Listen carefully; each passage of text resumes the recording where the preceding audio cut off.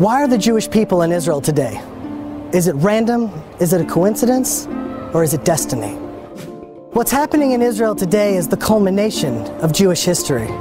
For almost 4,000 years, the Jewish people have been living on faith. Faith in prophecies given thousands of years ago. Promises that seem irrational, promises that seem almost impossible. Every prophecy dependent on the next. If one isn't true, none of them are true. Every single one of them is coming to pass in our lifetime. Every single one of them.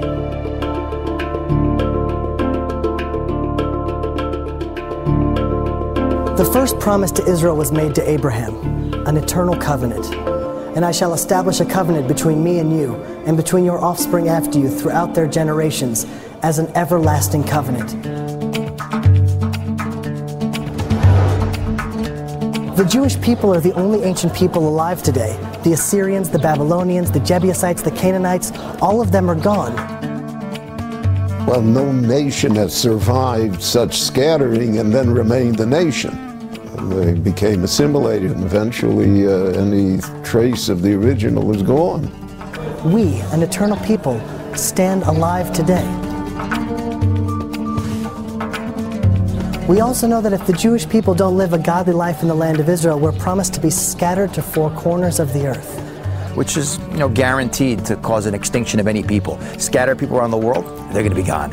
The last thing you would want to do to an eternal people is to scatter them across the world with no common culture, no common language, no internet, no forms of communication. How will the Jewish people stay Jewish?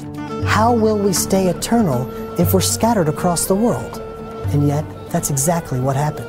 We remain the people, not only just a faith or religion, but a family. God will scatter you among the peoples, and you will be left few in number.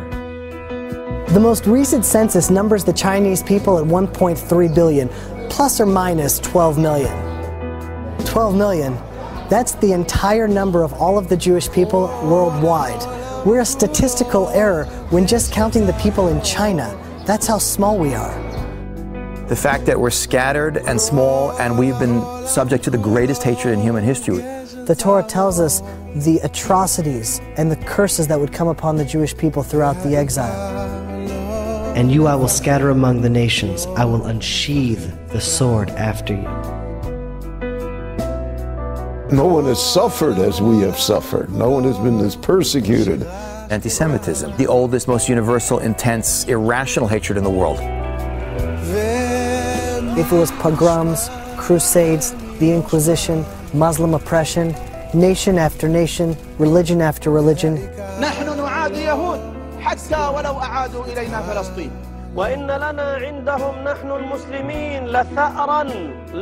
the persecution we faced has always transcended all logic and rational thought. When we were poor and destitute in the shtetl, we were hated for being parasites. When wealthy, for being money grubbing. One thing that we could always rely on is that there would always be a reason, a pretext to hate us. And despite all the persecution, not only have we survived, but we've thrived. Now imagine that, a tiny, persecuted, scattered people. Out of all nations, how are they supposed to shift global consciousness? The same nation that everyone's going to hate is going to be scattered around the world and shouldn't even be here is told we're going to be a light to nations? Those two things don't go together. We shouldn't even be here, much less impact the world. Here is a people that, small in number, that has influenced the world in unbelievable fashion. All the science and all the wonderful things that they contribute to the rest of the world. Wherever they find themselves in any country, they become the lifeblood of that country. They're an extraordinary energy. And you can literally see a direct correlation between countries that have Jews in them and how they treat the Jews and how those countries do in terms of their political development, their scientific development, their technological development. The Torah tells us that if the Jews don't do their charge, so they will be sent out of the land, and while they're away, the land will become desolate. Well, the land in the late 1800s was barren, full of rocks. We couldn't produce anything here. Mark Twain came here in 1850.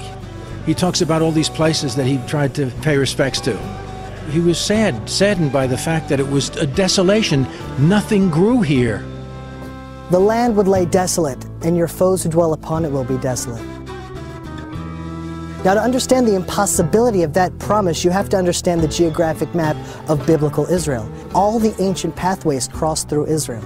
Every empire throughout the last 2,000 years tried to settle the land of Israel. Babylonia, the Persians, the Medes, the Greeks, the Romans, the Ottomans, the British, all of these empires with all of their wealth and all of their resources tried, and all of them failed.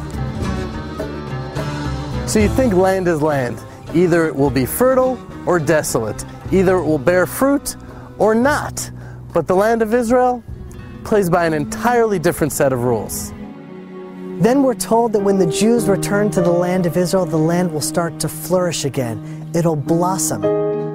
Just as the people have been revived, the land has been revived. The land of Israel responds to the people of Israel. The land didn't change, it returned to itself. The blood rushed to its cheeks and the color returned to its eyes. The fruit had a vibrance of color like it hadn't in thousands of years.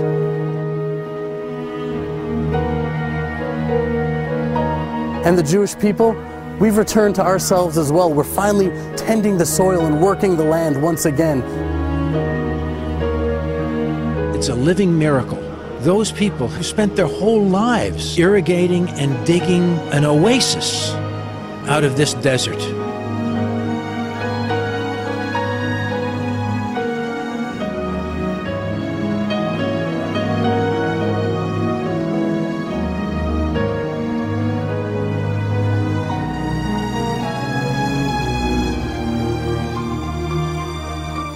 The ingathering of the exiles, it's the most prophesied event in the Bible. It's mentioned over 40 times. Unprecedented in history. Never before has a nation been scattered across the world and then ingathered to its ancient homeland.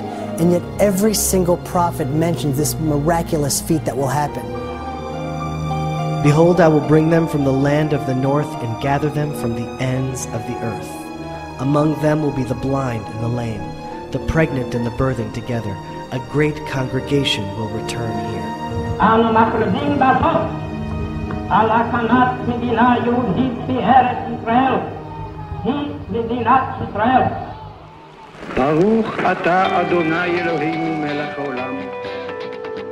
And now they have been returned to the land.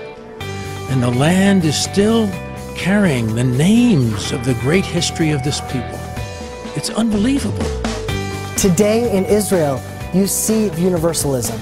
Jews from Ethiopia, Africa, Asia, North America, South America, Russia, the entire world has now returned to the land of Israel. The prophets tell us that the Hebrew language will eventually be revived. When's the last time you saw Phoenician English dictionary? Probably not for a while, because Phoenician is a dead language. You know what language they speak in Latin America? It's not Latin, because Latin too is a dead language. Never before in world history has a dead language been revived and brought back to life before the return of the Jewish people to the land of Israel and the revival of the Hebrew language.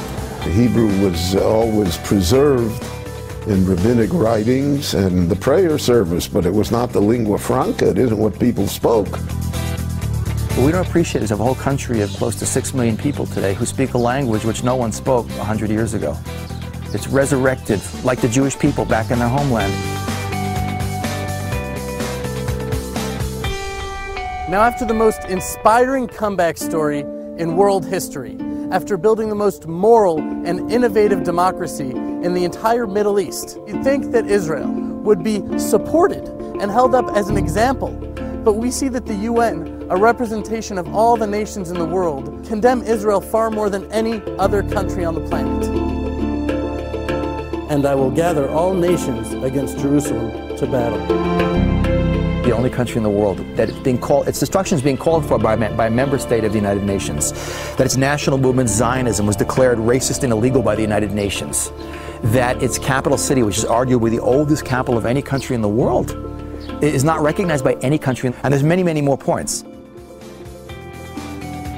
In those days it will happen that 10 men from all the languages of the nations will take hold of the corner of a garment of a Jewish man, saying, "Let us go with you, for we have heard that God is with you." today, with such abundant materialism, there's an unprecedented spiritual thirst. It's not so much because of outreach work, I think, but it's just the very nature of Jews being in the land of Israel. We now see that there's a huge sort of momentum moving back. It doesn't make any sense. Israel is the most hated country around the world. Why would people want to identify with the Jewish people? And yet still we see an international revival of people reconnecting to the roots of Judaism, to the spirituality that our people have to offer, to the secrets that we've held on to for 4,000 years. The spiritual revival is happening today.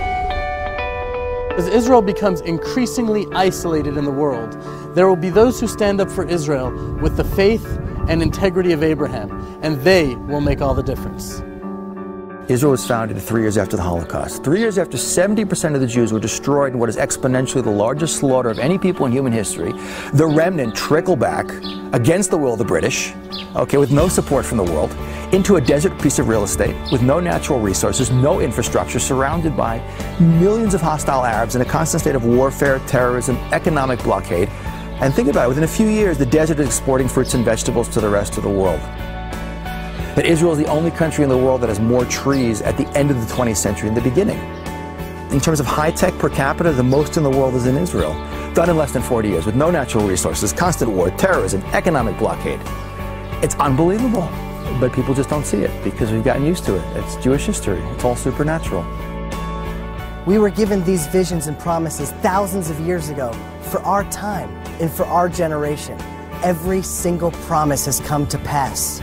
And the challenges we face today are part of a greater plan.